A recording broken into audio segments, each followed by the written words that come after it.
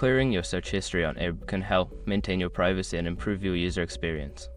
Follow these steps to easily remove your search history.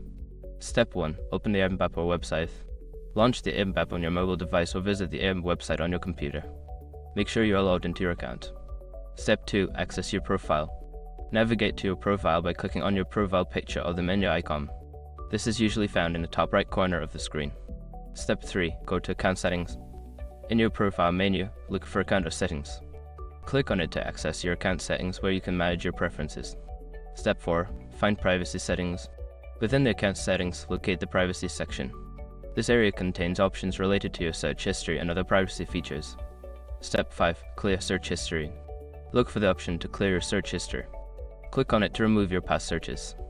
Confirm any prompts that appear to finalize the process.